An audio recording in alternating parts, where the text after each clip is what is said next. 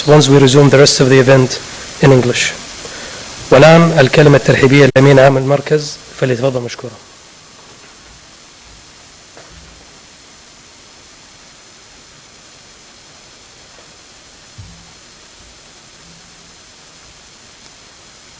بسم الله الرحمن الرحيم. السلام عليكم ورحمة الله وبركاته. يسر مركز الإدارة المحلية مركز الفكر الأول في مجال الإدارة المحلية في المملكة العربية السعودية بجامعة الأمير سلطان، الجامعة الأهلية السعودية الأولى، أن يرحب بكم في ندوة إدارة اقتصاديات المدن، التحديات والاستراتيجيات والفرص. موضوع الندوة مهم على المستويين العالمي والمحلي، وأعطته رؤية المملكة 2030 اهتماما خاصا جدا، تمثل في إعلان سمو ولي العهد الأمير محمد بن سلمان حفظه الله عن استهداف تحويل مدينة الرياض لتكون واحدة من أكبر 10 مدن اقتصادية في العالم، والعمل على إدراج 3 مدن سعودية على الأقل ضمن قائمة أفضل 100 مدينة للعيش في العالم بحلول عام 2030. هذه الندوة تسعد برعاية كريمة وكلمة ابتداء من سمو أمين منطقة الرياض الأمير فيصل بن عبد العزيز بن عياف، وبمشاركة مشكورة من نخبة من المتحدثين من أبرز الخبراء المتخصصين في العالم، وهم البروفيسورة لي يون زونغ من كلية لندن الجامعية، بروفيسورة ساسكيا ساسن من جامعة كولومبيا، والبروفيسور إدوارد غليزر من جامعة هارفارد، والدكتور سعيد الشيخ الخبير الاقتصادي. راعي هذه الندوة سمو الأمير فيصل بن عبد العزيز بن عياف أمين منطقة الرياض، ليس غريبا على هذا المجال، فبالإضافة إلى الممارسة المهنية الحالية المتضمنة العديد من المبادرات التنموية البيئية والاقتصادية والعمرانية، فهو حاصل على درجة البكالوريوس في العمارة من كلية العمارة والتخطيط بجامعة الملك سعود، وعلى الماجستير في التخطيط في التصميم الحضري من جامعة كولومبيا، وعلى الماجستير أيضا في التصميم الحضري في الإدارة الحضرية والتخطيط من جامعة هارفارد. سمو الأمين سبق له أن عمل عضو هيئة تدريس في كلية العمارة والتخطيط بجامعة الملك سعود، وعمل مستشارا غير متفرغ في الهيئة الملكية لتطوير مدينة الرياض. أخلص الشكر لجميع المشاركين بالحديث وبالإدارة وبالحضور، وشكر خاص جدا لسمو راعي الندوة الذي يسعدني دعوته للتفضل بكلمته حفظه الله.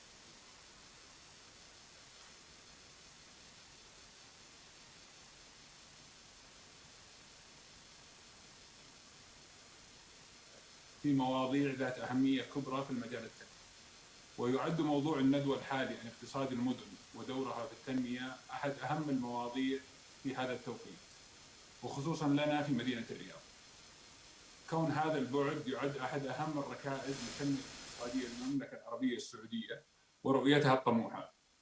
كما أتقدم بالشكر الجزيل لباقي المتحدثين في هذه الندوة، وأتطلع للاستماع لمرئياتهم كخبراء عالميين في هذا المجال. بداية، لا يخفى على المتخصصين والمهتمين الدور البارز الذي تلعبه المدن في الاقتصاد العالمي. فمنذ نشأة الحضارة تاريخياً ومن فترات ما قبل التمدن الكبير، كانت هذه التجمعات البشرية المتفرقة تعمل كمراكز للتبادل التجاري. واستمر هذا الدور البارز للمدن في التنمية الاقتصادية عبر العصور، حيث تشكلت العديد من الإمبراطوريات والممالك الاقتصادية التاريخية، والتي كانت تنبع من مدن محددة كروما وأثينا وبابل وغيرها. وشكلت قنوات التواصل الاقتصادي كطريق الحرير امتدادا للتنمية الاقتصادية بين الدول عبر مدن محددة. فكانت المدن على الدوام تجمعات تسمح بتكوين روابط وأفكار وعلاقات تساعد بدورها على النمو الاقتصادي والاجتماعي والفكري.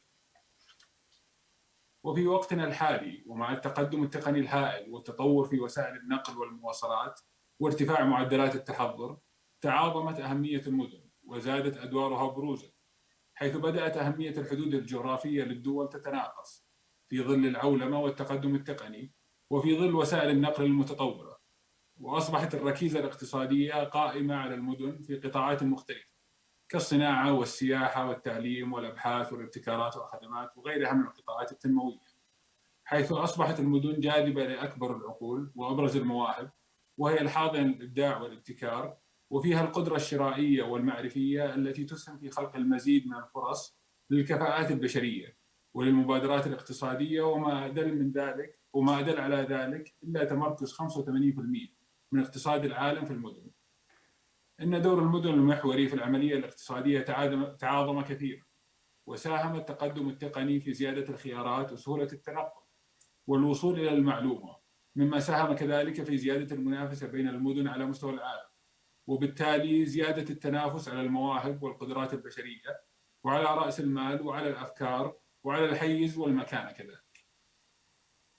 تتميز المدن اليوم بأنها توفر بيئة خصبة للتكتلات الاقتصادية المتخصصة، وذلك بتقارب مصادر الإنتاج الاقتصادي من بعضها البعض، وتوفير الأيادي العاملة والماهرة والمدربة، لتصبح معا بيئة لزيادة الإنتاج مع خفض التكاليف، أو ما يعرف باقتصاديات الحجم economies of scale. ويتبع ذلك هجرة للقوى العاملة المتخصصة في هذا المجال. لذلك فإننا نشهد ارتفاعا مضطردا في عدد سكان المدن مقابل الريف، حيث شكل عام 2008 نقطة مفصلية في تاريخ البشرية، حينما تجاوز سكان المدن للمرة الأولى أكثر من نصف سكان العالم. ومن المتوقع أن تزيد النسبة إلى 68% عام 2050 وفقا لتقديرات الأمم المتحدة. ويمكننا القول بأن نهضة أي دولة في العقود الأخيرة كانت دوما مدفوعة بمدينة قوية ومزدهرة.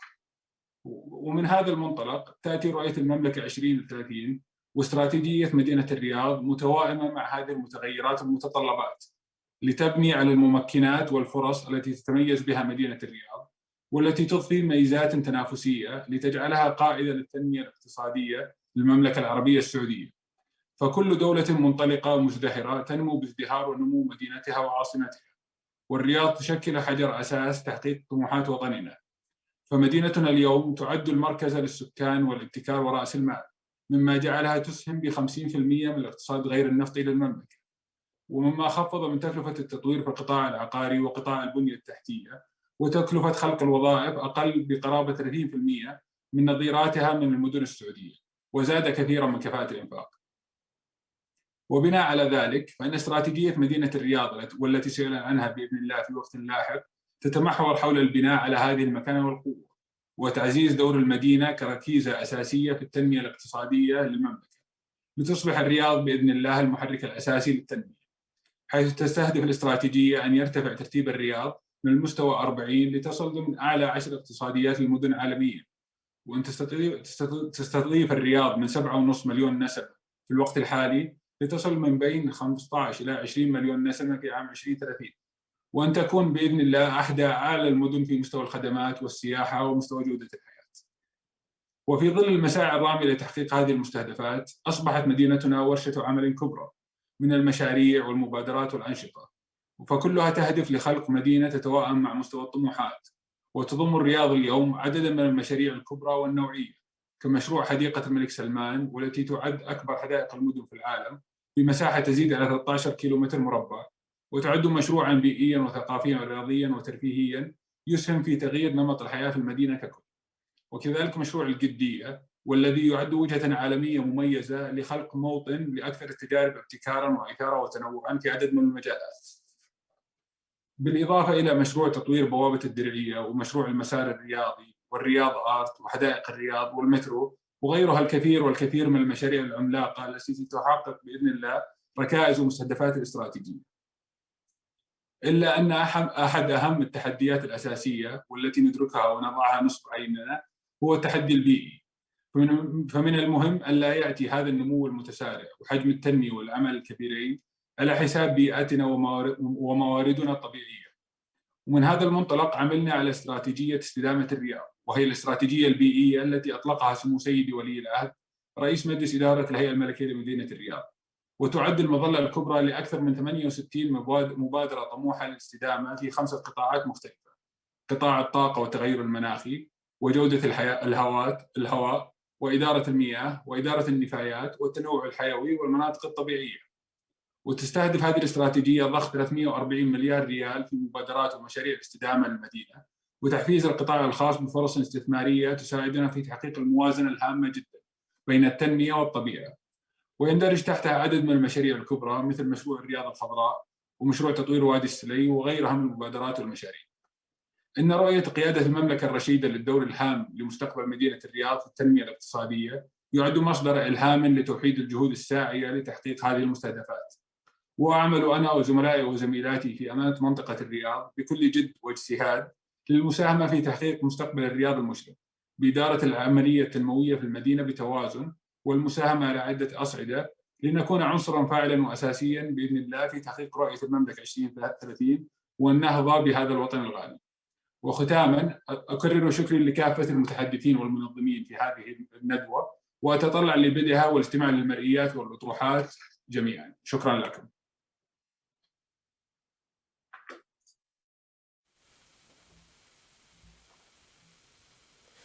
And now please allow me to introduce to you Mr. Talat Hafid. He's a professional economic writer in both Riyadh and Arab newspapers and a TV anchor. He received his master's degree in accounting from Hartford University in '83 and bachelor's degree in accounting from King Saud University in '77. Talat Hafid served as the Secretary General of Media and Awareness Committee and official spokesman of Saudi banks during 2009 to 2020. He was a board member of multiple institutions, private and public, such as the General Organization for Social Insurance of Saudi Arabia. He worked for more than 32 years in the banking sector, where he held several key positions at the National Commercial Bank in Saudi Arabia. Mr. Talat, I know you're eager to start this, so I won't keep you any longer. Thank you. Ladies and gentlemen, welcome wherever you are, watching or listening from around the globe. I would say good morning, good afternoon, and good evening, who is watching us from the Kingdom of Saudi Arabia to this virtual symposium titled Managing the City's Economy and Challenges, Strategies, and Opportunities. The city of Riyadh as a model, this is the title of the symposium, organized, of course, by the central local governors at Prince Sultan University. In this symposium, we'll try to focus on major 4 topics, one of which, to what extent can policymakers focus on the economy of the city alone rather than the country, and what sort of challenges they face. The second topic that we will be addressing and talking about, what are examples of cities that booming economics and how have they managed to achieve this growth? Thirdly, what is the role of the country plays in managing the city's economy? Last but not least, fourthly, what are some strategies and developing countries can consider shift towards a greener economy? We're going to have 4 extremely distinguished panelists who are going to speak around these 4 topics. And before I start, as a matter of fact, I heard His Highness Prince Faisal bin Ayyaf, the Mayor of Riyadh, and Dr. Zahir how they have talked about the future of Saudi Arabia. And there is great vision 2030 and where we are heading, inshallah, in the coming few years. So Riyadh could be one of the 10th modern city in the world. And also our vision under the Life Quality Program, we are targeting 3 cities in the kingdom to be among the 100 cities in the world livable. Today, when one goes to any city in the world, he just not want to live and have a house, but he want to have a livelihood enjoyable and interesting.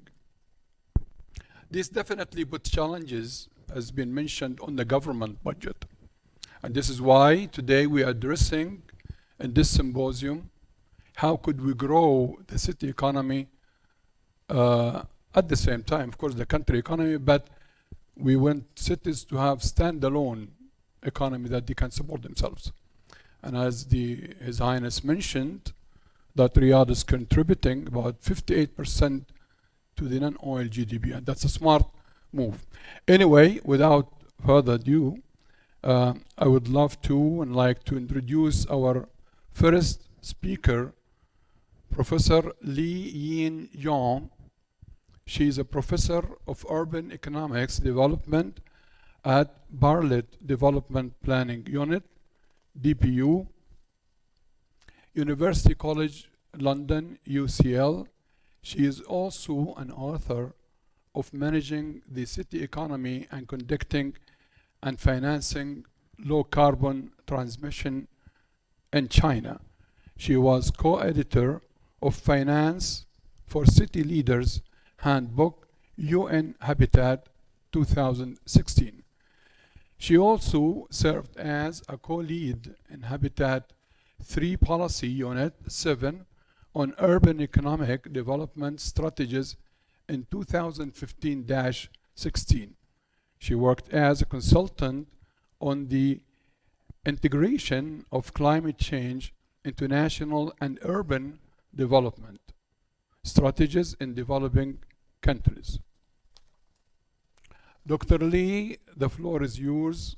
You have around or about 15 minutes to talk around the 4 topics that I have mentioned.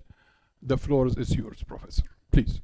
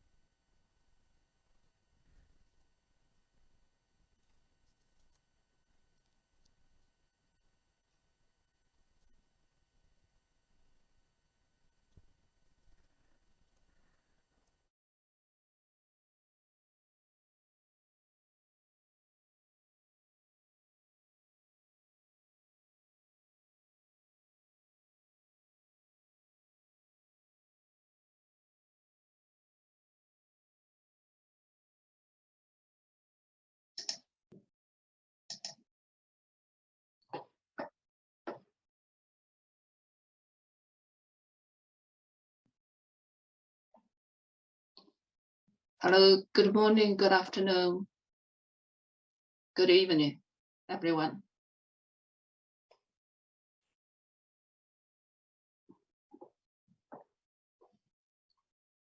Hello, thank you, Mr. Raj, again for your kind introduction. Good morning, good afternoon, and good evening, everyone. It's an honor to be part of this discussion. Many thanks to the organizers for inviting me. Can I ask the IT team, please, to show my slides?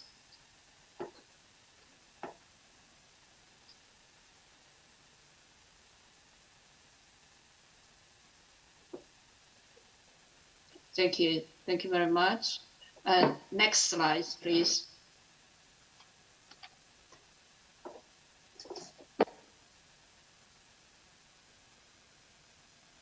I will address two questions today, one on city economies and the other on strategies for building a green economy.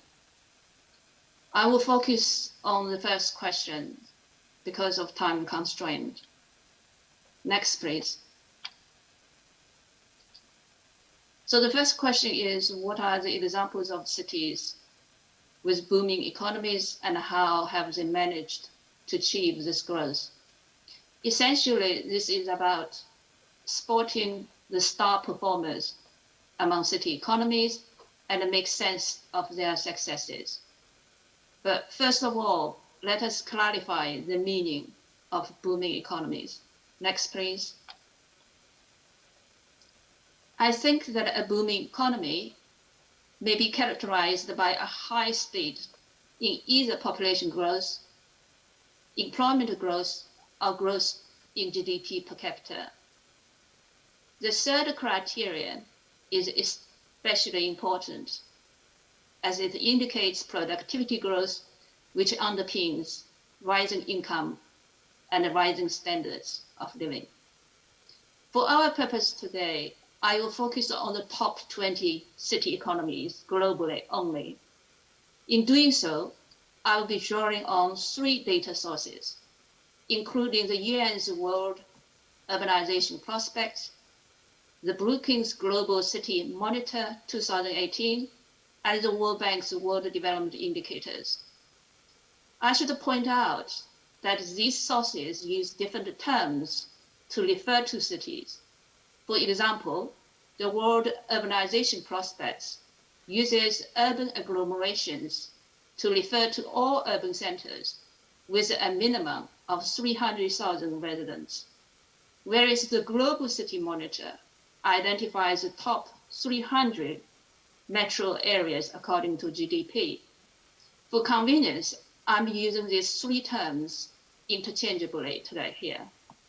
Now, in the next 5 slides, I will identify the top 20 cities according to the 3 criteria here. Next, please. Now, this slide shows the world 20 fastest growing urban agglomerations by population growth rate. I have made use of a data set from a colleague of mine, Professor David Satisfied.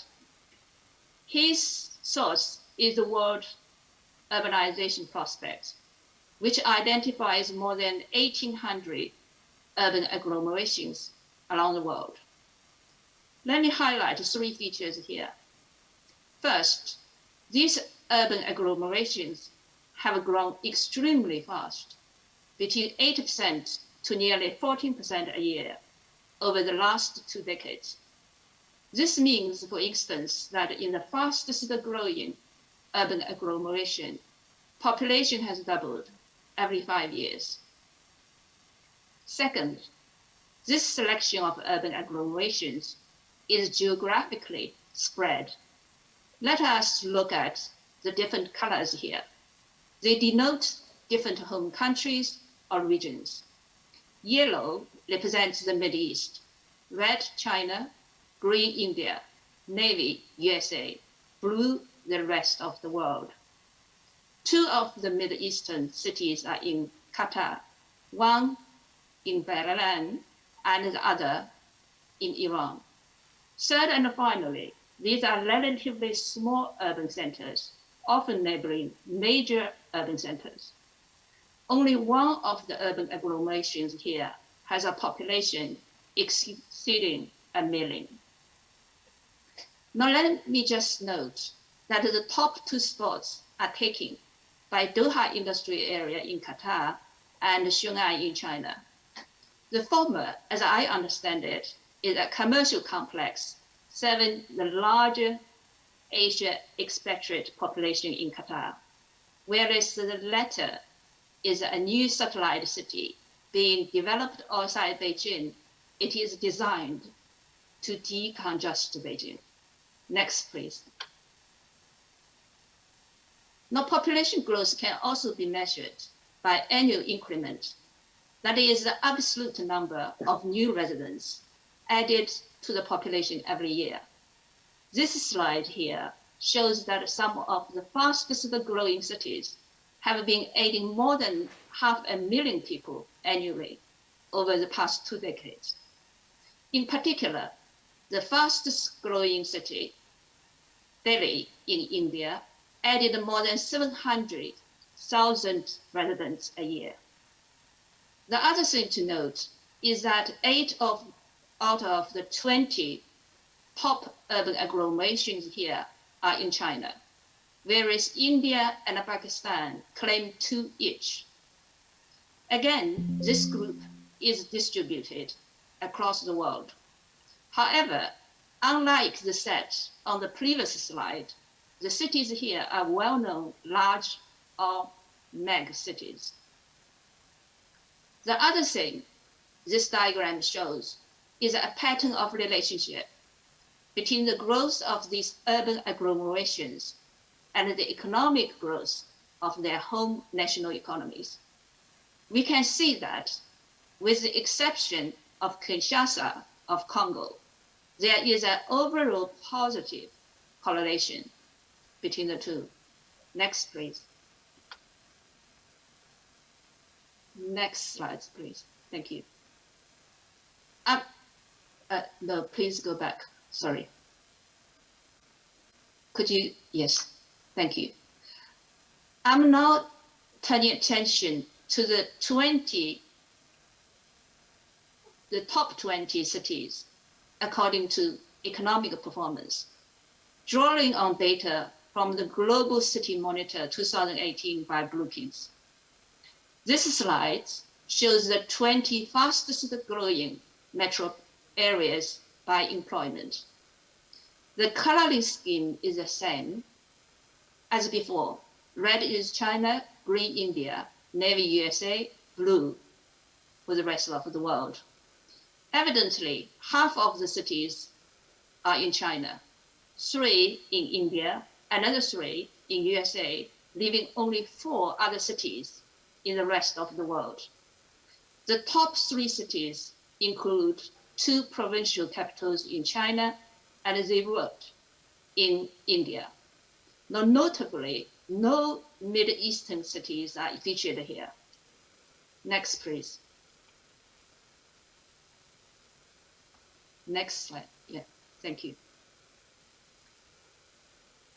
This slide shows the 20 fastest growing metro areas by GDP per capita growth. The pattern is similar to the previous slides in terms of the geographical distribution. However, the best performer here is Dublin of Ireland. This is thanks to its low tax policy regime, proximity to the European market, and cultural links with America. Let us note that the 3 American cities, including San Jose, San Francisco, and Los Angeles, are all on the West Coast, so excluding New York, the #1 global city. As we know, these 3 city economies on the West are mainly driven by high-tech and creative industries. On the other hand, the 3 Indian cities do not include Mumbai, the best-known commercial center in India. Rather, we have Surat again as a center for diamond cutting and polishing and textiles. Hyderabad as India's pharmaceutical capital and a global center of information technology, and Delhi as a national capital. The 10 Chinese cities are a mixed lot. They include 3 of China's centrally administered municipalities, plus 5 provincial capitals and 2 other large cities. The economy of these cities are diversifying away from manufacturing to include information technology and high-tech industries. Now, notably, Shanghai is not among the best performer here. I think that the exclusion of New York, Mumbai, and Shanghai from this and the last slides are telling, as it indicates that some of the best known global cities are not among the most dynamic cities globally in terms of employment growth and productivity growth. Next, please. This slide presents the 20 top performing metro areas over the 2000-2016 period, ranked by the Brookings Economic Performance Index, or EPI. The EPI captures both employment growth and GDP per capita growth. The pattern we then get is that 18 out of 20 are from China. The only other two cities are Dublin in Ireland and San Jose in USA. It is interesting to note that the top performer is a Chinese city Shenzhen bordering Hong Kong. It has transformed itself. It's a special economic zone, and it has transformed itself from a small town into a mega city in the space of 4 decades. Although it has a growing financial service industry, its economy is mainly driven by IT-related economic activities and high-tech industries. It is best known as home to Huawei, the major telecom equipment provider, Tencent, a multinational internet and technology company, and CATL, the world's leading EV battery maker. I should note that if we had economic performance data up to now, the pattern is likely to be somewhat different due to the slowdown of the Chinese economy in recent years. Next, please. Now let me summarize our findings so far. What we can see here is a dominance of Chinese cities, followed by Indian and American cities. Only in one area, that is in population growth, is there significant representation by other countries. Of course, due to data limitation, this is inevitably a partial view. Expanding the sample and changing the data points may suggest something similar, something else, but the pattern should not be drastically different from what we have seen so far. So what can we conclude? Oh, next please. So what can we conclude in response to our question? I would highlight 3 key insights from this examination. First, the booming cities are highly concentrated in 3 countries: China, India, and the USA. Second, information technology and high-end manufacturing appear to be the most powerful drivers. Some of the best-known global cities do not feature here. Third, there exists a strong correlation between the economic performances of cities and their home economies. Indeed, more nuanced analysis suggests that the performance of the more successful national economies are underpinned by the strong performance of their cities. Next, please. Now let me turn our attention to the second question, but only briefly, as this is a complex question, I think, that cannot really be effectively addressed here. The main point that I would like to make here is that developing countries should aim to develop new technological niches in meeting the net zero challenge. This challenge, as we know, refers to achieving net zero greenhouse gases emissions by the middle of the century in order to avoid the worst climate change. Next, please. But first of all, let me note that the green economy is often interpreted as an environment-friendly economy. Second, I believe that meeting the net zero goal is the most important step and opportunities towards the development of a green economy in the next 3 to 4 decades. This goal has been accepted by more than 120 countries, including the KSA. Now, admittedly, the challenge is enormous. For example, the annual rate of decarbonization globally needs to go up by more than 500%, according to various organizations. On the other hand, income from oil and gas sales could fall in this decade under the net zero scenario in comparison with the past decade to a very significant extent. These are likely to cause much social and economic upheaval around the world, but particularly in the oil producing and exporting countries, such as KSA. Now, having said this, it is vital, I think, for us to recognize that the net zero challenge represents a major opportunity for developing countries to catch up with developed countries, at least in some of the emerging technological fields. Next, please.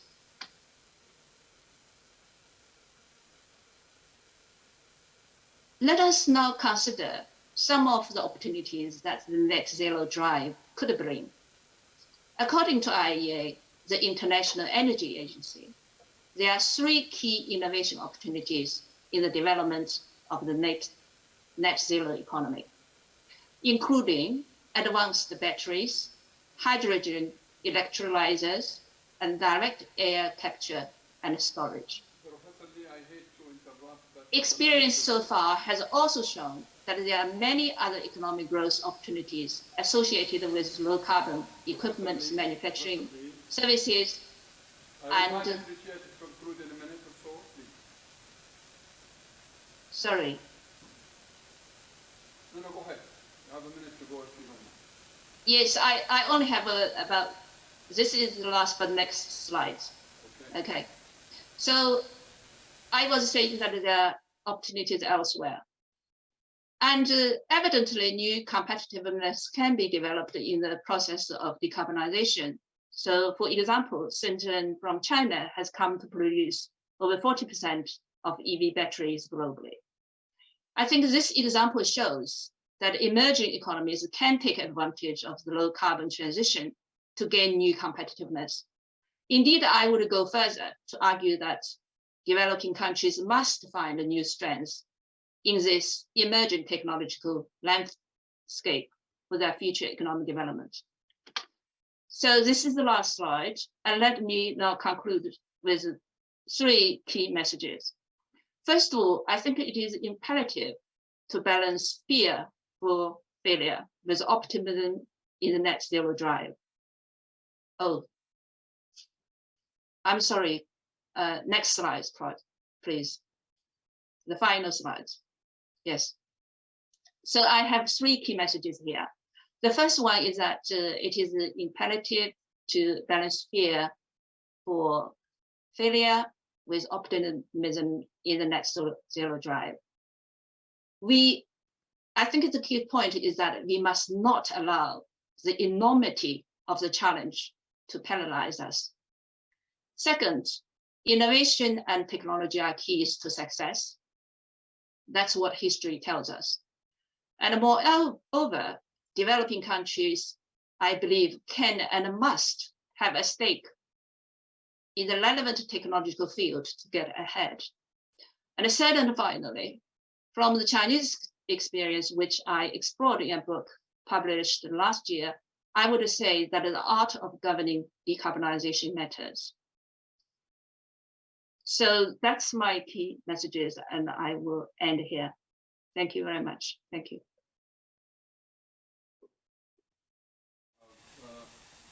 Talked about the challenge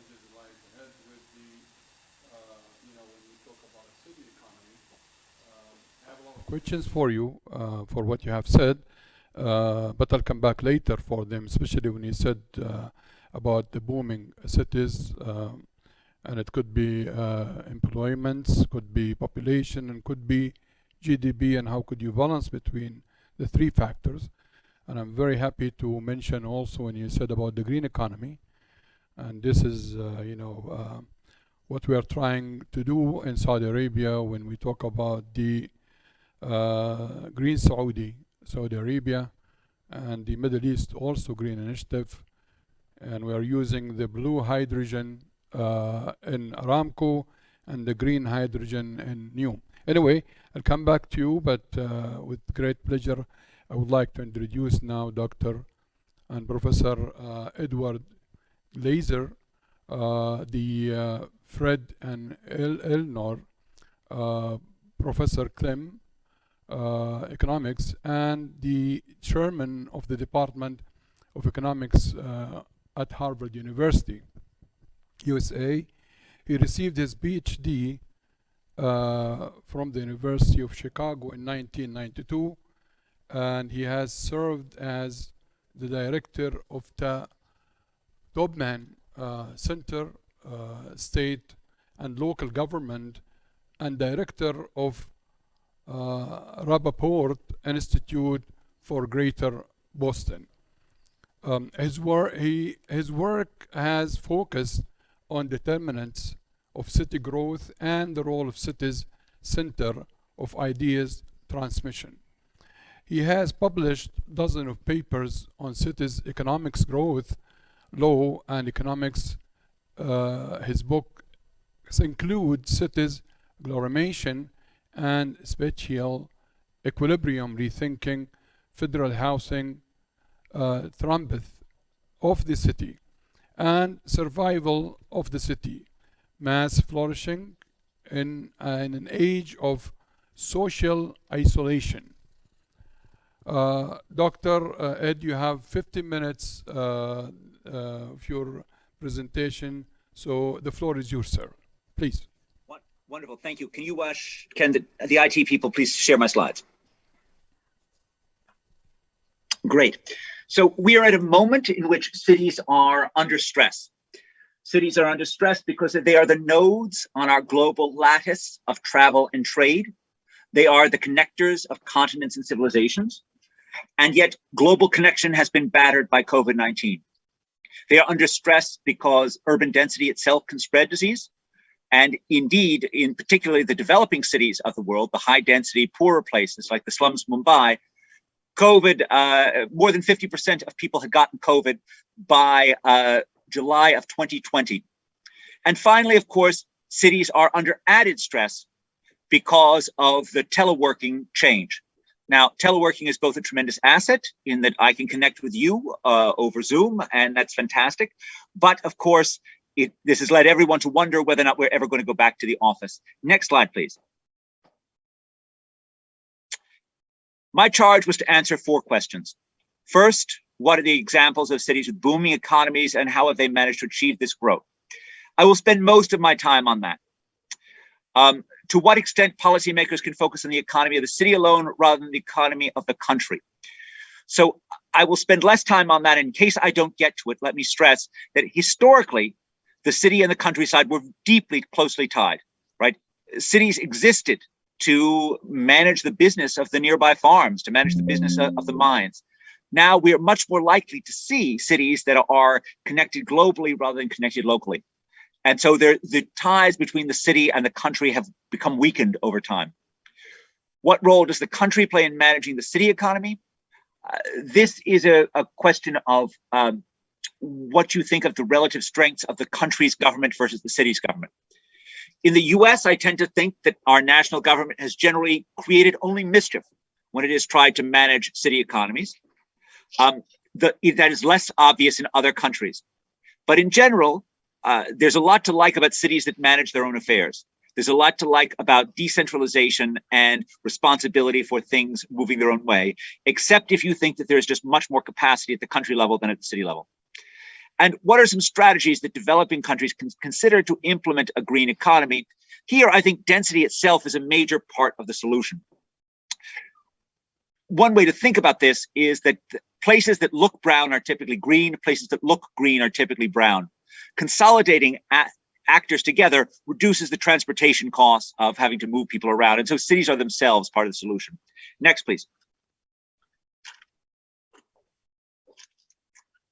Now, economic strategies. And I'm going to frame this with, will we ever go back to the office? There's a long dance between technology and the city, where some technologies, like the aqueduct, one of the most important of them, bring people together. They enable, they encourage city growth. Whereas other technologies, next slide, please, like cars and radios and televisions, actually disperse people. They enabled American farmers to move around more easily. They enabled the growth of America's suburbs. They enabled people to get the pleasures of listening to a symphony or watching a comedy in their own rooms, in their own homes, miles and miles from a theater. These were the handmaidens of decentralization, of deurbanization during the 1950s, 60s, and 70s. Next slide, please. And in fact, Western cities like New York, like Pittsburgh, like Chicago, that had been built on industry, gradually died because of declining transportation costs. Okay, the largest industrial cluster in the United States in the 1950s was garment production, clothes making in New York City. Okay, that industry was slaughtered in a short period of time by automation and outsourcing, right? Those jobs, as soon as it became cheaper to ship those garments in from southern parts of the US or from lower cost parts of the world, that industry was killed off. And so 40 years ago, when Alvin Toffler was writing a book called The Third Wave, this was a futurist Alvin Toffler, he thought that just like highways and container ships had killed off the clothing industry, he thought that new forms of information technology, next slide, new forms of information technology like the fax machine and the personal computer, he thought they would kill off the urban offices, urban skyscrapers. He thought that cities would become obsolete because we wouldn't need to have face-to-face contact, that we would all just revert to electronic cottages and just dial it in. Now, for 40 years, until the last 2-year period, he was really completely wrong. But it's worthwhile understanding why he was wrong. Why didn't this information technology cause face-to-face contact and the cities that enable that contact become obsolete? Next slide, please. And these are two images that, we think of as being normal before 2019.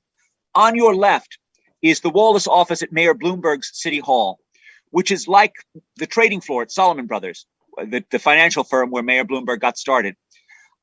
It's a Wallace office. And the advantage of a Wallace office is it enables people to hear from one another, to connect with one another. Wallace offices are normal in financial services firms because the value of information is so large, right? What's happened over the last 40 years is that globalization and new technologies have vastly increased the returns to knowledge, have vastly increased the returns to information. And we are a social species that gets smart by being around other smart people. This is what cities do that really matters. If you thought that information technology was making face-to-face contact in the cities that enable that contact obsolete, then why were technology companies all investing in campuses? This is the Google campus. Why were they buying millions and millions of square feet in downtown Manhattan? They were there because they recognized that innovation comes from taking a large number of smart young people and throwing them together. As the world becomes more complicated, right, the easier it is for ideas to get lost in translation. Anyone who's ever taught knows the hard part about teaching is not knowing your subject material. It's knowing whether anything you are saying is getting through to your audience.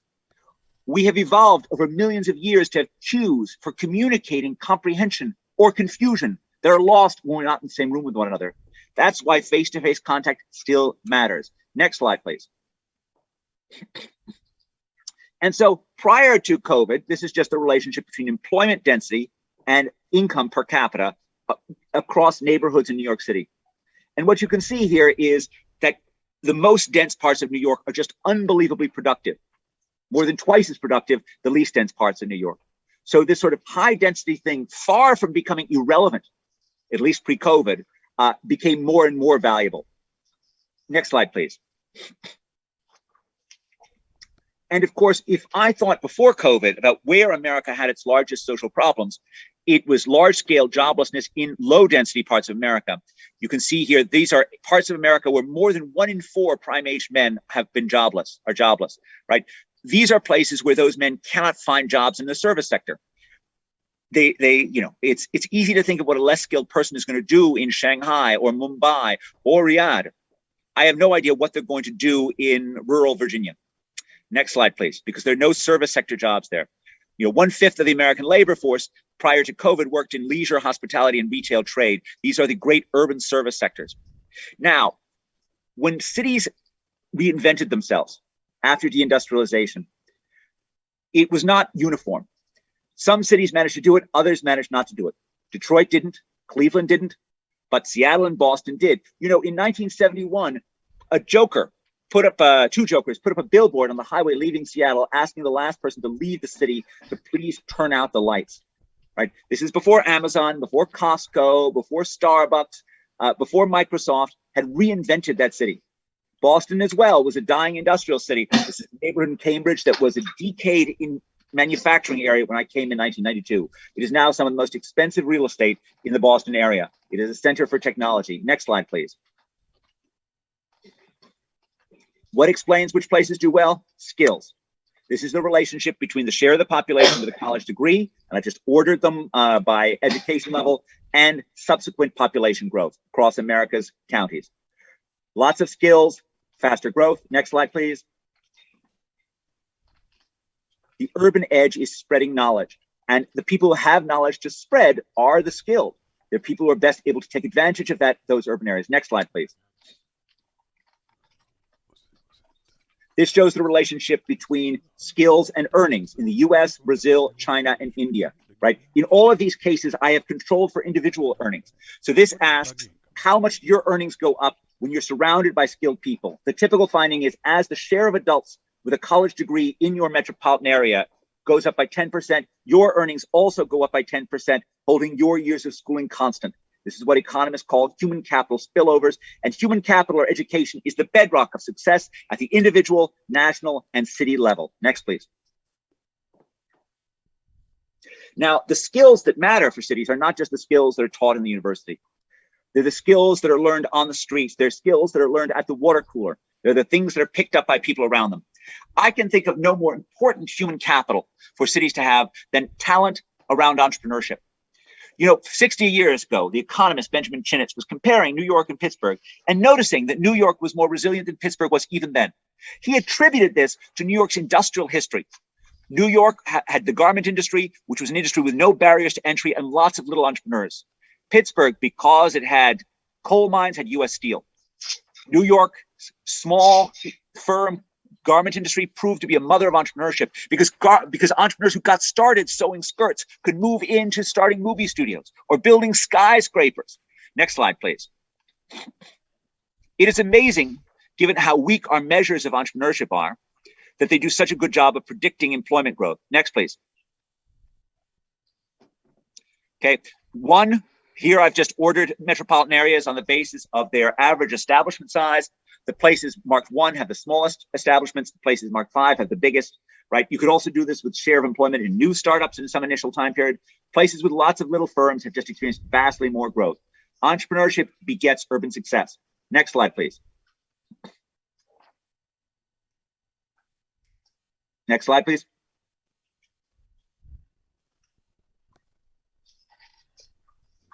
Next slide, please. Oh, good. Okay. Now, the role of skills and learning are so central to cities. Did Zoom make this disappear? No, it did not. This comes from work by Emmanuel and Harrington. These are 2 former PhDs of ours. They look at productivity in an online retailer when they go remote. There's an earlier paper by the great Nick Bloom of Stanford that finds something quite similar. Both papers find that in the short run, the productivity of workers is unchanged by sending them remotely. But the probability of being promoted drops by more than 1/2 if you're remote. Now, what does it mean to be promoted as a call center worker? It means you get assigned to handle the difficult calls. How would you learn how to handle those calls if you were remote? How would your boss learn that you were good at handling those calls? They shut down the learning channel when they went remote. Next, please. Dr. Ed, we have like a minute or so. Yeah, I know. It would be better if we could move the slides more quickly when I said it, though. Go back one, please. Okay. There also is, next slide, please. Okay.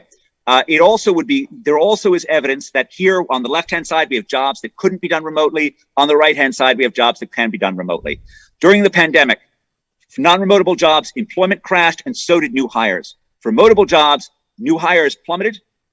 Okay, employment stayed steady. People weren't hiring new computer programmers because they didn't think they could onboard them. Face-to-face contact is critical to learning. Next slide, please. This explains why we had the rise of the consumer city. The rise of the consumer city is the importance of amenities in terms of attracting people. This is the future for Riyadh. This is the future for Saudi Arabia. The critical element is being as attractive as you possibly can to retain smart entrepreneurial people, to be global cities that are magnets for talent, particularly magnets for entrepreneurial talent. And this is a hurdle in part because natural resources like oil and coal tends to lead to big firms.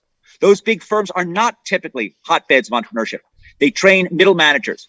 And yet those middle managers are not good for reinventing themselves. Okay, and that's what we saw in terms of Pittsburgh. I'm going to stop here. I'm happy to talk in the Q&A about the other three questions. But I think the central message is it's fundamentally about talent, and it's fundamentally about pitching your skills, pitching what your assets to what actually globally skilled entrepreneurial people want. Thank you very much for your time. Thank you for inviting me. Thank you, Professor Ed, for sticking to the time. Again, I have a lot of questions for you, but I will leave it once we finish with all of the speeches and papers of the speakers. Thank you very much again. Now I would like to introduce Dr. Saeed Sheikh, who is a long-standing dear friend of mine. We worked together for quite some time at the National Commercial Bank, which is now Saudi National Bank, SNB, with the new merger of the Saudi American group. Dr. Saeed is Director General of Studies and Consultation Center at the University of Business and Technology, UBT. He earned his bachelor degree in architectural engineering from King Fahd Petroleum and Mineral, KFBUM, and his master's degree in public policy from University of Oregon, and his PhD in economics from Cornell University. He was in fact the chief economist at the National Commercial Bank, which I say now it's SMB, the new bank, from 1998 until 2020. Dr. Sheikh was a member of the Ashura Council for the period 2009 to 2020. He was an assistant professor of economics at King Fahd University of Petroleum and Mineral for the period 1993-1998. Dr. Saeed, 50 minutes. The floor is yours, sir. Please.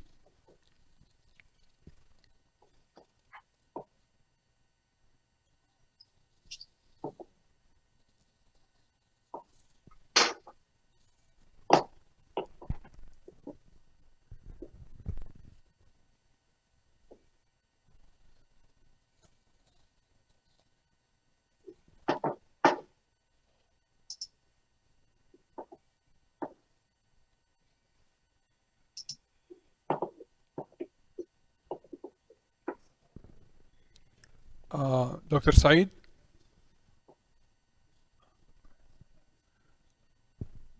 Dr. Saeed, we cannot hear you. Maybe you're putting that thing on mute. Dr. Saeed? We can't hear you, sir. Maybe your computer on mute or something?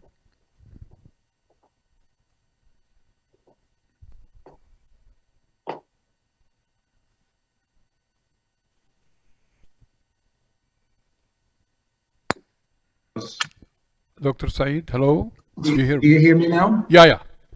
Okay. Yeah, go ahead. Okay, thank you again for the introduction, and also to the Center for inviting me to this interesting and important event. And I was asking the technician to upload my presentation, please.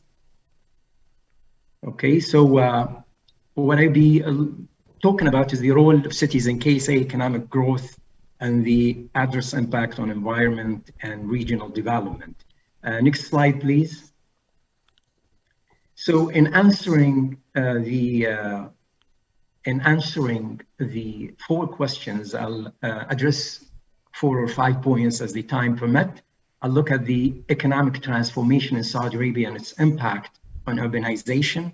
I'll look at the determinants of urbanization or economic agglomeration in the kingdom. I'll also look at the relationship between the productivity of city and economic density. And as also said, as the time permit, I'll address a few other things related to diseconomies of scales or negative externalities. The next slide, please. See, and what you see in this picture is a reflection of the transformation that has taken place in the last 30 or 40 years. Riyadh, Jeddah, and Dammam cities, which are the major urbanization centers in KSA, these 3 cities provide the largest contribution to economic growth, amounting the 3 cities to nearly 84% of non-oil GDP. So there is that strong evidence of the importance of cities in providing opportunities for economic growth. Next slide, please. This significant contribution of these 3 cities basically has been driven from the national development strategy to lessen dependence on oil, to diversify economic structure, and develop urban-based activities in manufacturing, trade, and services. These 3 sectors contributing 12.2% in manufacturing, about 9% in trade, and 10% in services out of total GDP. Mind you that the share of non-oil GDP, of the oil GDP, is 40%. Now, the impact has been on agriculture and fishing sector, which had shrunk in terms of share from nearly 7% in the 1970s to around 2.4% of GDP in most recent years. Next slide, please. This process of major sectoral transformation obviously has led to changing spatial population distribution.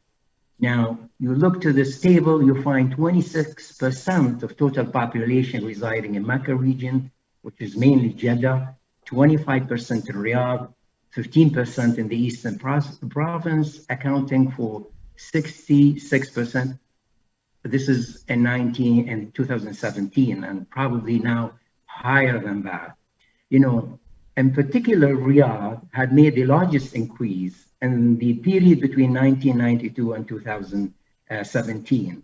The population of Riyadh increased by 4.4 million. And its share of regional population increase out of the increment amounted to 27.7%. And the growth of Riyadh had contributed to, in terms of share, to negative share or declining share for other cities in the kingdom. The increase is amounting to 2.49% in the period between 1992 and 2017. Next slide, please. Next slide, please. Okay. What I'm trying to show here is the determinants of agglomeration or productivity due to agglomeration. Actually, I used a regression analysis based using data that rather recent that was provided by UN Habitat in collaboration with the Ministry of Municipality and Rural Affairs. did studies over 16 cities in the kingdom, and they generated or produced indices. And if we look to the table that is provided here regarding the relationship between the productivity of city and economic density and the share of employment out of total employment, you find that 75 or 70% of the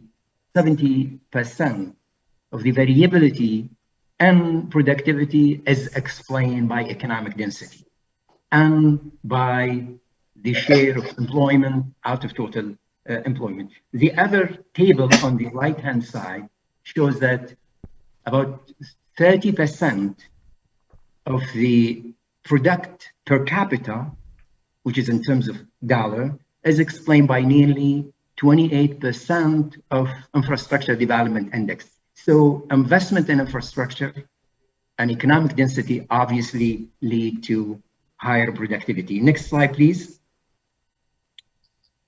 Similarly, if we look just to economic density on itself and its impact on productivity, you'll find a coefficient of 0.5 and significant at 95%, which explains the importance of economic agglomeration and raising productivity. Next slide, please. Now, those determinants are reflective in the pattern of urbanization that existed over the last 3-4 decades in Saudi Arabia. Now, in terms of employment, you'll find Riyadh is accounting for the largest share of employment, nearly 3.6 million. Jeddah comes as second largest city with 2.2 million employed people. Dammam at around 1.6. If you look to the other cities, you find the share of the employment is very small. So there's high concentration of employment in these three major cities in the kingdom. Next slide, please.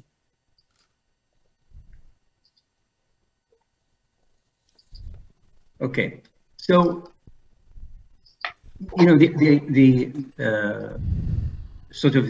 the growth in cities were also influenced by the investment that is provided by the Saudi Industrial Development Fund. And you'll find that the three cities, Riyadh, Jeddah, and Dammam, are accounting for the largest share of total government funding that is provided to industries. Riyadh is around 95 billion Saudi riyals, followed by Jeddah, nearly 75, and then Dammam. Other cities, unfortunately, in the kingdom had not received equivalent amount to their size of population, and that's why there had not been that much contribution of these small cities to the economic growth or to the GDP of the country. Next slide, please.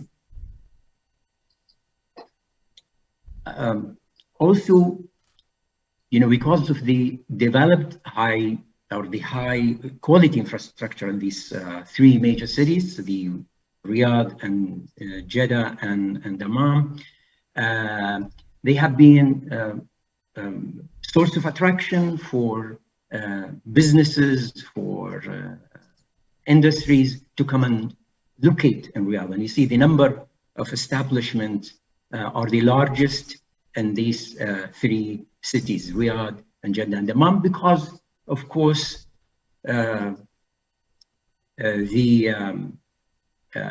advanced infrastructure or the high quality infrastructure, because of the access to funding, because of the economic density, and the number of the establishments in these three cities account for 83% of the total in the kingdom. Next slide, please. Again, Riyadh, Jeddah, and Dammam, also because of the agglomeration economies and which promote knowledge spillover, contributed to many industries to be located in Riyadh, accounting for the largest share, followed by Jeddah and Dammam. Other cities in the kingdom have, as you see in this chart, little share of the overall productive industries. Next slide, please. Now, what we sort of come up to from these slides is some positive aspects related to the urbanization that has taken place. And we find that Riyadh, Jeddah, and Dammam obviously contributed to the growth of the GDP. But there is a growing concern about the sustainability of these cities, as these cities had relied largely on the funding of infrastructure by government, and government revenues are largely coming from oil. And also the challenge of maintaining enough supply of water to these cities, especially Riyadh, that relies on desalinated water coming from 2 desalination plants in the east. The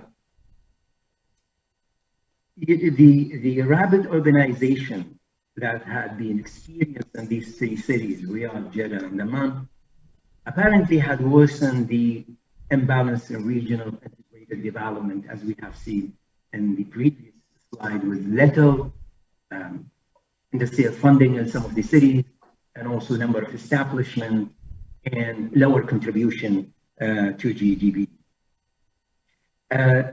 One thing that has been very apparent in the growth of Jeddah and Dammam and city is the large vacant lands in the city. So the sprawl of the cities. And that led to inefficiency in providing infrastructure and services to larger cities with vacant lands that are accounting for, in some cities, for 50 or 40%. And that represents, I think, a continuing challenge for these, especially 3 cities, in filling these vacant lands in the middle of the cities. Obviously, with the fast growth of these cities, there is a burden on the environment, population, congestion, and these that the 3 cities have to deal with moving forward, maintaining sustainability and resilience of the infrastructure, especially that, with larger with the expectation that these cities are going to be larger, the maintenance of the infrastructure or the financing of maintenance of the infrastructure would be large. So these represent challenges. Yet, of course, there are opportunities and relying, for example, on renewable energy to lessen the use of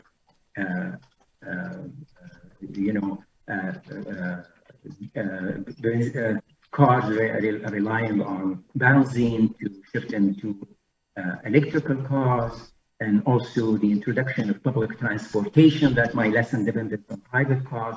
These things can help in also mitigating the environment challenge.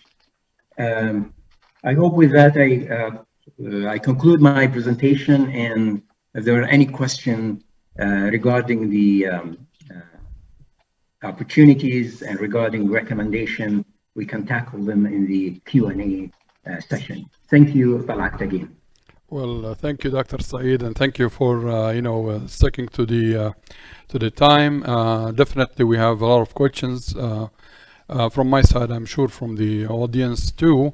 I will come back to you for some recommendation for that excellent presentation when you said imbalance. When you focus on cities like Riyadh and Jeddah and Dammam, it would create a little bit of imbalance for the rest of the regions. However, I'll start with Professor Lee. Professor Lee, you said 3 criteria that causes the booming in any city in the world. And you said employment, growth of GDP, and the population. Now, the challenge, how would you say the challenge lies how could you balance between the 3 main factors, i.e. population growth, employment, and also GDP? In my humble opinion, I believe a country grow only on employment or population without having a strong GDP that definitely will cause a problem. I would like to hear your views in that. How could you balance between the 3 factors, please? Thank you. Thank you for the question. I think that the 3 criteria can be used to characterize the success of city economies. But it is an entirely different matter whether a city will be able to balance them. And in fact, I think the major urban challenge we have is precisely to balance this. So one of the danger is to put too much emphasis on growing the population without paying attention to the other 2, because the other 2 actually are more fundamentally important to the long-term sustainability of the city economy and indeed for the well-being of the population.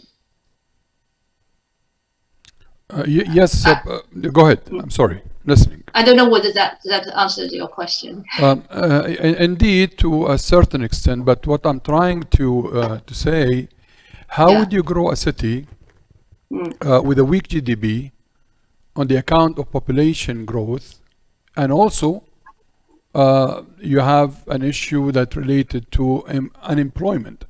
So how would you easily could manage the 3 at the same time?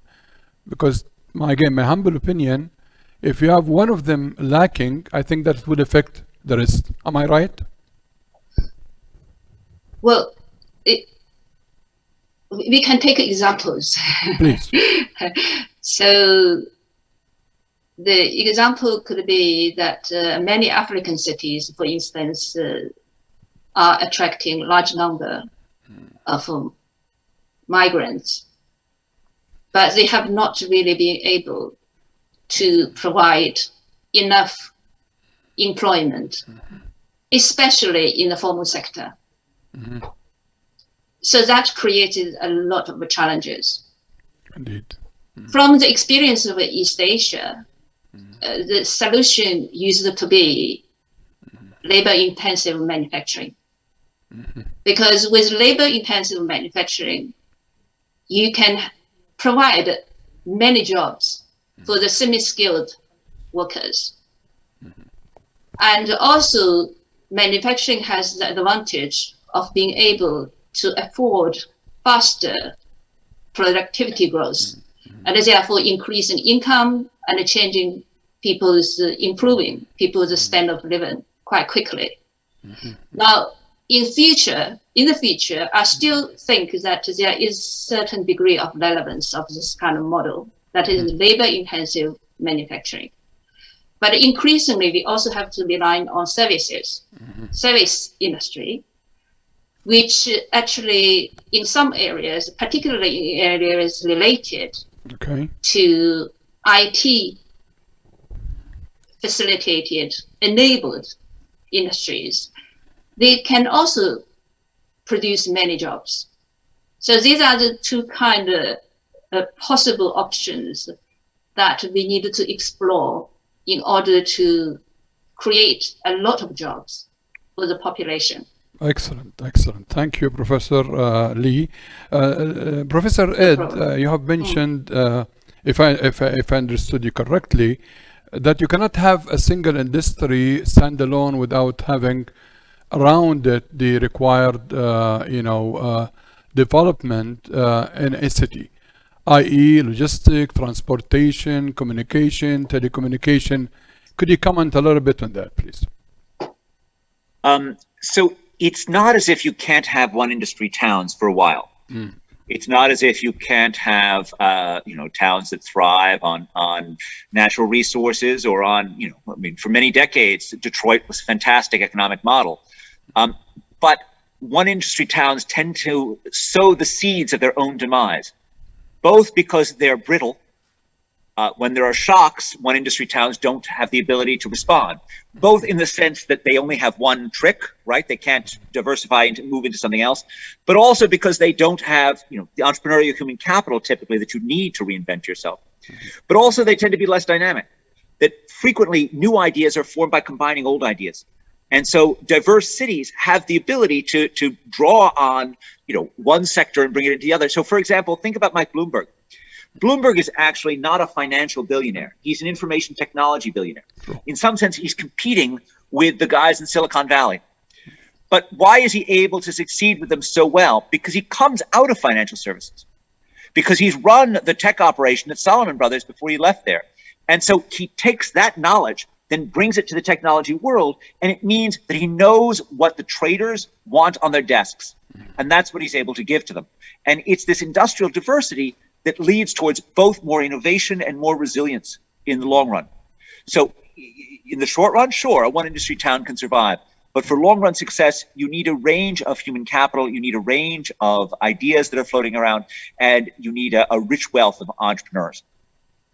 Indeed, Dr. Edward, thank you very much. Dr. Said, I will end up with you from my side, asking you a one or two recommendation that would you see appropriate to get over that imbalance that you have talked about.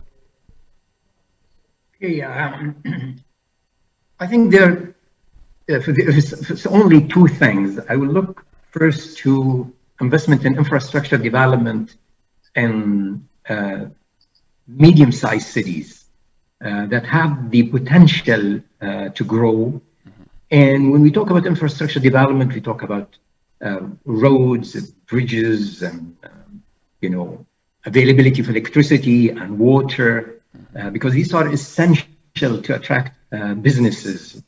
And this had to be also done in coordination between the Ministry of Municipality and Rural Affairs with the other ministries, Ministry of Transportation, Ministry of Communication, in order to ensure that all the different services are provided in these cities in order for these cities to realize their potential. The second thing that I would recommend is some of these cities have their own competitive advantage, either that it's an agricultural-based city or close to mining or close to the coast.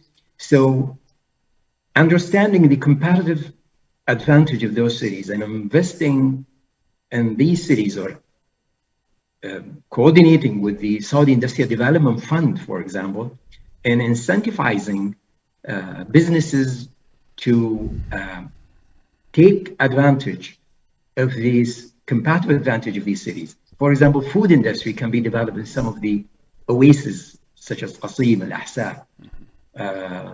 Fishing industry and food industry along with it can be in some of the coastal towns, such as Jizan or Qatif.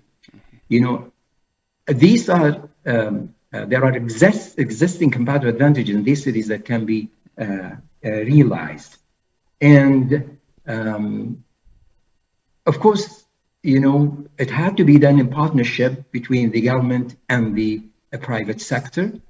In addition, government would be able, or existing universities would be able to open some colleges related to that particular industry in these cities. If it's an agricultural school and that had to be university, but it is located in one of the towns that is agriculture based, or a school of mine that is based in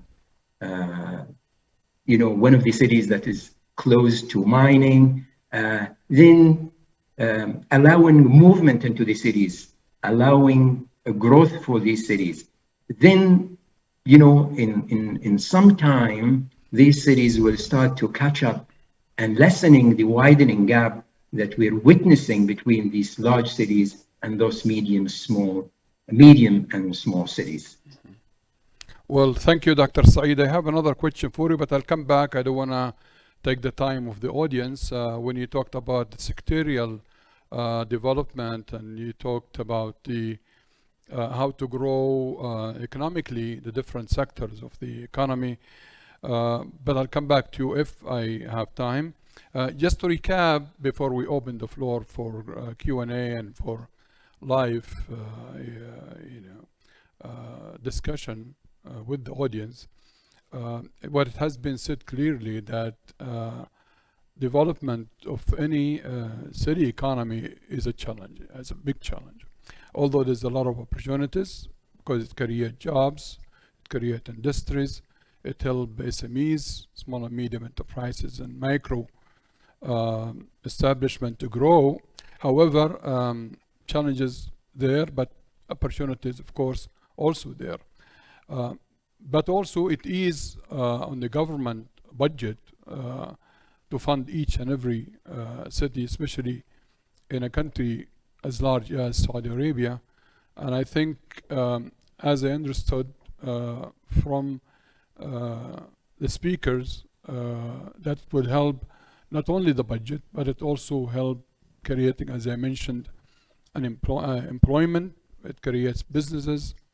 And I believe Saudi Arabia is going on the right track with ambitious 2030 Kingdom's vision to support such move. Again, they have talked about the green economy, which I believe we are on the right path for a green economy. We mentioned the Saudi Green Initiative and the circular carbon economy that we're going really, and also knowledge-based economy and other things among that really would put the Saudi Arabia, inshallah, in a very advanced move toward such clean and renewable energy.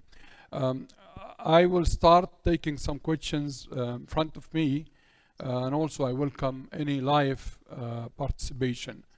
Dr. Edward, first question is for you, sir. How do you see a highly centralized economy could move into more decentralized with higher contribution of cities and the challenges productivity in a source-based economy? Is agglomeration enough for that? Please. Agglomeration is not enough. I mean, I share Dr. Saeed's interest in having more development of mid-sized cities. It's less clear to me if the right answer is just straight infrastructure development or more focus on things that look more like human capital. I think in any case, I don't want to speak as an outsider on this. In any infrastructure investment, you want to take seriously the cost benefit analysis for each thing. So it's impossible to sort of talk generally about it, at least for me. I tend to think of the important things as being about some combination of skills and a relatively friendly permitting system. But infrastructure is also part of that. So I would do things that are more experimental at this stage. I would do things that are, try to create entrepreneurship districts the way we've often had industrial districts. So places where we sort of prioritize both the training of young people in entrepreneurial tasks and also the creating of a very friendly permitting environment to enable them to get started in their businesses really quickly. You could also have small amounts of subsidized credit as well, just to get it started. But something that sort of takes seriously the need to sort of have new businesses constantly being made, that really feels absolutely crucial to me. It's very hard when you do have sort of a massive natural resources-based economy, but luckily the world of local services is a very important one in Saudi Arabia. And that is something in which local entrepreneurs can actually continue to innovate in that space. And not only that, innovation in the service sector can help make those cities more appealing to people who don't live there. So I would be focused on sort of service-related innovation. I would be focused on sort of, especially in mid-sized cities, and I would be focused on always combining whatever you're doing for the businesses with what you can possibly do for younger people and upskilling them. Well, thank you, Dr. Edward. Again, I welcome any participation, live participation from the audience, but until that time, Dr. Saeed, do you believe that the current plans and investment would correct the imbalance, as you just mentioned, that historically was created in the past? This is part of the question. My other part of the question, when you talked about sectorial issues that, and you mentioned agriculture, you know, some time ago we were very heavy in agriculture, especially when it comes to wheat plantation.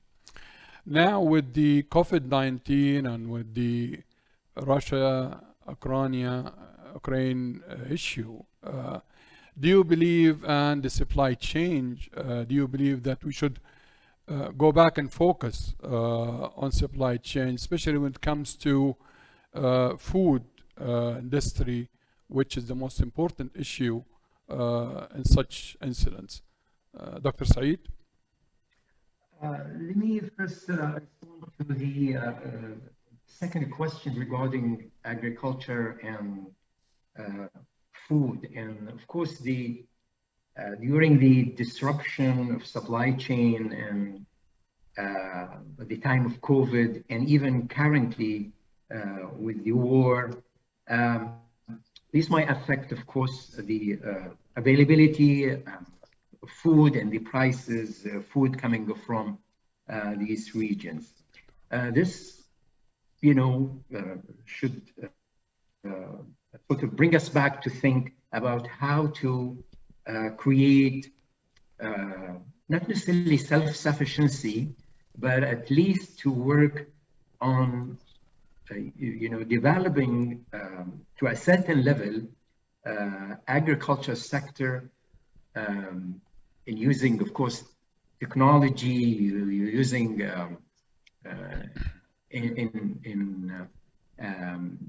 helping us with the products that would require lesser water, and also using technology in the sense of renewable energy, for example, with reducing from brackish water that is, you know, available at low level to irrigate certain products in certain parts of the kingdom, not necessarily across all the kingdom, but there are certain parts of the kingdom where it would be possible, especially the oases or the southern part of Saudi Arabia, where, you know, there are rains and also there's sun that we can use solar energy for, you know, desalinating brackish water. So yes, we have to, you know, come back and look to agriculture again. Of course, with the use of technology, we can lessen the, you know, the shortage of water. Now we're talking about the green initiative, for example. Of course, would require a lot of water, and there are new ways of generating water that would help in coming back to agriculture. That was regarding your second question. Regarding your second question with respect to the investment strategy and whether this would help in reducing the imbalances between the big cities and the other cities with their medium and small size. I think there is a possibility, you know, with the national, with the NTP, the National Transformation Plan, and with these 13 vision realization programs, there, of course, there are attempts to take advantage of the potential that is existing in some of the medium cities and help them to grow. But it had to be focused. And I think we need to focus on these medium and small cities, rather than just putting a strategy that is general and across the board. We had to direct this strategy, tailor it to some, especially to the medium and small cities. The strategy in general looks good, but in attracting foreign investment would be great. Helping businesses in setting up their business quickly and cutting the bureaucracies. All of these things are excellent, but also with the small and medium cities, we need more focus. Indeed. Thank you, Dr. Saeed. Professor Lee, the challenges that a city economy will face definitely is how to provide the necessary funding for the city management. How will we provide jobs and businesses to a growing population? Indeed, yes, that's very much true. Yes. Okay, I'm hearing you. Okay. Mm-hmm. I think that there are two different models of financing urban development. Okay. One is centralized, the other is decentralized. And earlier there was a question about how do you achieve decentralized development. My sense is that maybe two very important drivers. On the one hand, is to incentivize, obviously, the private sector. The other is actually to incentivize local governments. So local governments need to have a stake in what happens to their cities and need to have incentive to encourage economic development in their cities. Now, the reason why I have not really explored issues in Saudi Arabia is because I do not really know the country. So I couldn't really comment on what kind of changes needed to take place.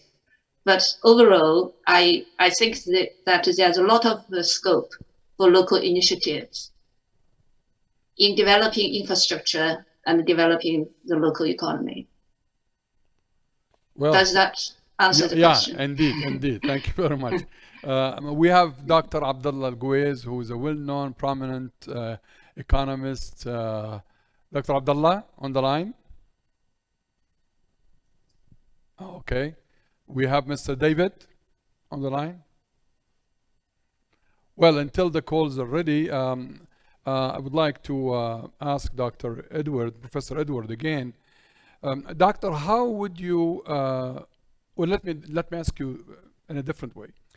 What are the most challenges that will really face state government to grow a city economy?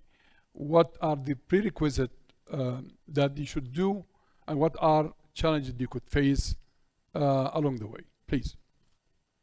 I mean, these questions are all sort of the same genre, which is that fundamentally businesses are built by the private sector, right? I think a model of sort of a state-run economy tends to be sterile.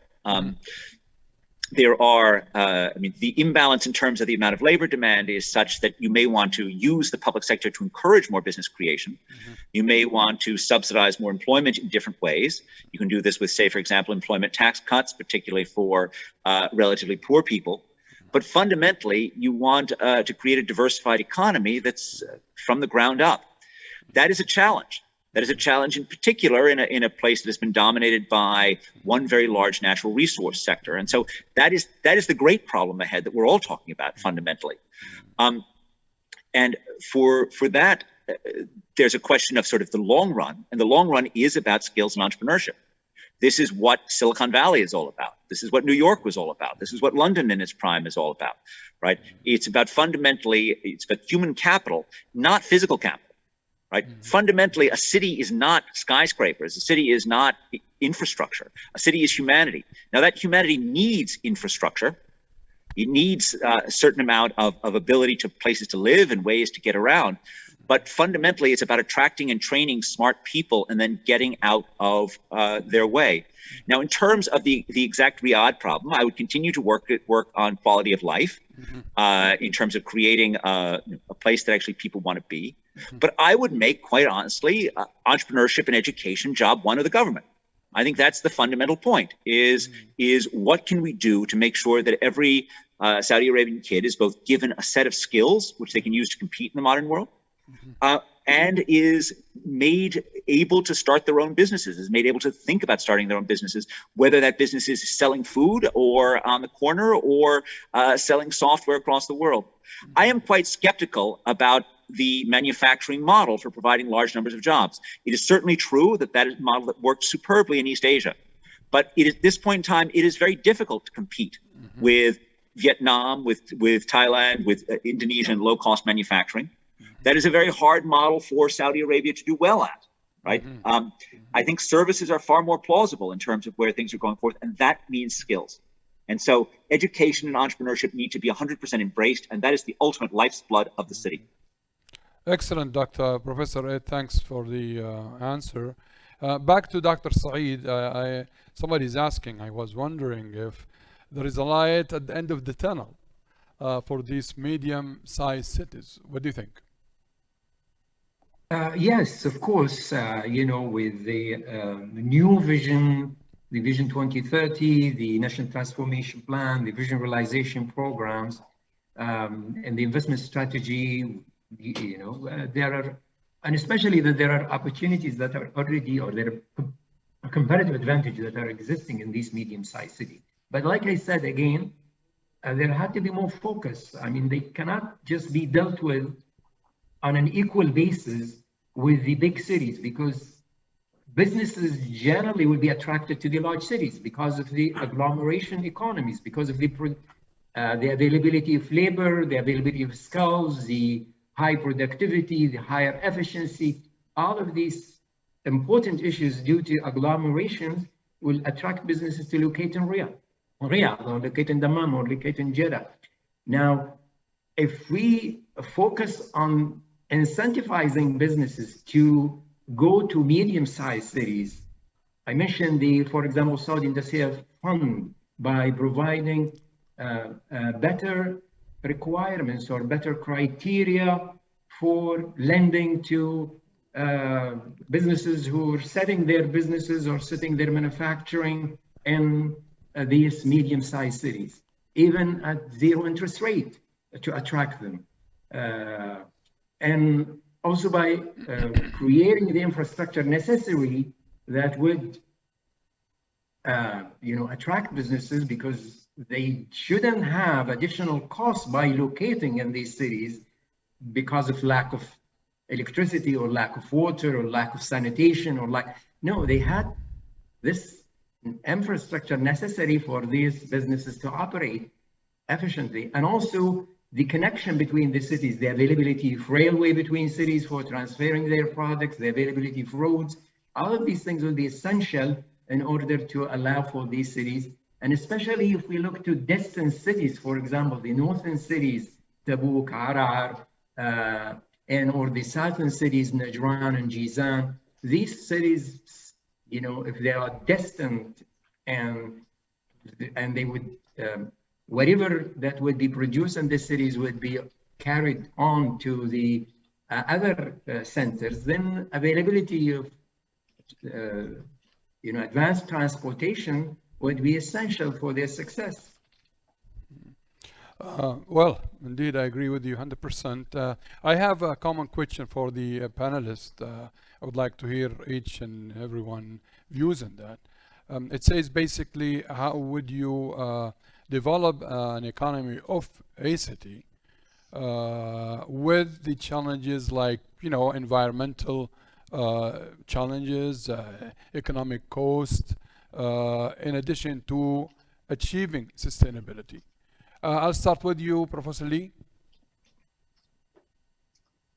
Sorry, could you repeat your question? Yeah. I'll just type you something. No problem. You see, the question basically is asking, how would you achieve a city economy, a developed city economy, when facing challenges such as environmental issues, economic costs attached to it, and at the same time you achieve sustainability? Well, the answer to that is that in order to achieve sustainability, we needed to find new technologies, new way of organizing society, and new way of living. the urban environment provided the perfect condition for developing these innovative solutions. That's what I would say. Okay, Professor Edward, could we hear your views on that, please? Sure. So I think when you think about climate change and cities, right, we're interested in both mitigation and adaptation. Both of these involve technological change, as Professor Lee has just said, and cities are the natural innovative edge of cities is important for that. But there are ways in which cities also adapt, relate to mitigation and adaptation that I think they're important. In terms of mitigation, reducing the amount of carbon emissions, my own work in the US has shown that compact living in cities is associated with at least lower levels of residential carbon usage. So one way of seeing this is a somewhat old figure, but if the great growing economies of India and China see their per capita carbon emissions rise to that seen in the sprawling United States, global carbon emissions go up by 130%. If they stop at the level seen in wealthy but hyperdense Hong Kong, global carbon emissions go up by less than 30%, right? There's a lot to gain by building compactly in terms of mitigation. In terms of adaptation, this is even more challenging in some sense, particularly in the poorest parts of the world, right? We have a lot of large cities that are on coastal areas that are quite vulnerable to various climate-related shocks, which have the possibility of killing thousands and thousands of people. This is something that makes the resilience, sustainability really first order going forward. That's going to, protecting those countries is going to require investments from the wealthy world and the poor world, investments both of technology and of infrastructure, if we're going to try and avoid these natural disasters. But in terms of the sort of Saudi Arabian move itself, I think the right thing to be focused on is, density for mitigation, and continuing to invest in technological changes. Cities will be good for that, but have perhaps some public support, perhaps public prizes for best technologies that occur, that have the capacity to change this. Until we have a global carbon tax, we're always going to have too little investment in game-changing technologies around sustainability. So I think it would be great if the Saudi Arabian government decided to subsidize more research in this area, perhaps in particular with some form of prize structure. Thank you, Professor Ed. Dr. Saeed, your opinion? I think I totally agree with what the previous two panelists had commented or responded to that particular question. If I may add just one more point to add, I think there had to be an optimal size for the city. It just can't grow indefinitely, because you're stretching this city beyond its ability to maintain its infrastructure. Because there will be a deterioration of the infrastructure if you allow it just to grow and to grow without tackling all the issues that are coming due to the city grown beyond its scale. Then you'll have congestion, you'll have pollution, you have more crimes. So there had to be at some point in time where the city has to be maintained at a certain level, an optimal size city. That's, of course, what I think of in addition to what Professor Edward and Professor Lee commented on with respect to investing in technology. Okay, Dr. Saeed, I'm running out of time, but before that, before the closing remarks, and I would like to give half a minute or so to each panelist to a concluding remarks, if you will. I'll start with Professor Lee.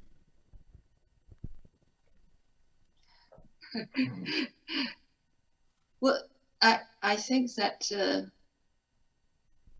what we have seen today may suggest that we should be open-minded about different pathways for sustainable economic development in cities. I remain very persuaded, let's say, that technological innovation perhaps is the key and manufacturing-led development, I will also think still is relevant to future. Even it could be even for Saudi Arabia, because the key issue is that I think Saudi Arabia needed to position itself in some of the key technological developments for the future, if it wants to maintain its position in the energy sector. Excellent. I think that's what I would say. 100% agree. Professor Edward, please, sir. I am more skeptical that a country with purchasing power parity adjusted income close to $50,000 per capita can compete in terms of low wage manufacturing. But I too think it's worthy of consideration. But I think the most important thing is embracing learning. In the long run, if you ask yourself which cities have done well, they're the skilled cities. If you ask yourself which countries have done well, they're the skilled countries. The most important message for Saudi Arabia must be that cities require a serious investment in education, particularly technological education, if they're going to change. And so that's where I am. But I also want to embrace decentralization in terms of cities and in terms of the economy. I want to embrace competition among cities, as well as competition among companies. I want to embrace industrial diversity, and I want to embrace entrepreneurship.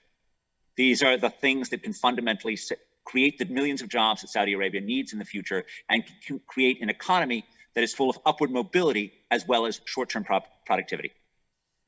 Excellent. Dr. Saeed?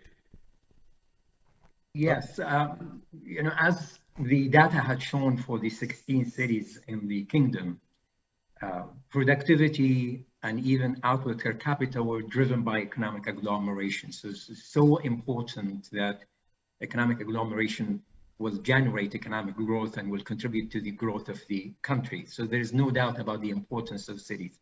What would be important as in the context of Saudi Arabia is to allow this economic agglomeration to be extended to the middle-sized cities. So it's not highly concentrated in the 3 largest cities in the kingdom, to the extent of neglecting those medium-sized cities and falling behind.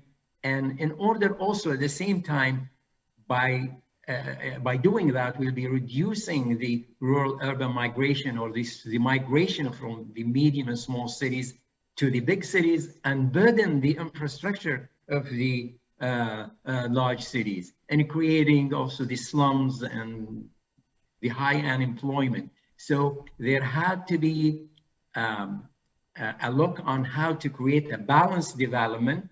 And like Professor Edwards said, you create also competition between cities. So it's not only 2-3 cities that are dominating and creating supremacy to the extent of no existing of other cities, but you're allowing also other cities to compete using their competitive advantages, entrepreneurship, investment in skills and services. Surely I agree with Professor Edward on this point, would be of importance to Saudi Arabia. With that, we'll be able to diversify the economy and lessening its dependence on oil, which is the great challenge that Saudi Arabia is facing as to how to reduce its dependence on oil, and especially with the volatility of oil from time to time and the implication that it has on the fiscal revenues and the economy in general. Well, thank you, Dr. Saeed. Thank you, Professor Lee, and thank you, Professor Edward. Thank you for the audience and for your great participation. I hate to close this session with the wonderful thoughts and ideas about sustainability and about the economics of the cities. I wish we had Professor Saskia Essen with us. However, this is not the first symposium. This is going to be a series of symposium to come. So definitely we're going to have Dr. Essen with us one day, hopefully. Just to recap and to conclusion, to grow the city economy is an important. And as I mentioned, we and the panelists mentioned is to ease on the city government, or the state government, sorry, the pressure on the budget, and each city has its own economic standalone. And if we take an example, Boston in that regard, California state, Texas, and others, even in the Kingdom of Saudi Arabia, each city has its own economics, like His Highness Prince Faisal has mentioned, how Riyadh contribute to the GDP, to the non-oil GDP, and also if you go east and west and south in the kingdom, and I believe the great kingdom's 2030 vision is putting KSA on the right track to be less dependent on oil, as Dr. Saeed has mentioned, growing the non-oil GDP. Anyway, I know it's getting late in Saudi Arabia, maybe elsewhere it's morning or afternoon, but I would like to in closing, to thank sincerely His Royal Highness Prince Faisal for his encouraging remarks and wonderful speech, and also Dr. Zahir Uthman, the General Secretary of the Governor's Local Governance Center, and also for the Center for hosting such an important symposium. And until next time we meet, I wish you in Riyadh quite nice sleep, and elsewhere busy and enjoyable and productive day. Thank you very much, and look forward to see you again. Thank you. Thanks. Bye bye for now. Thanks. Bye. Thank you. Bye.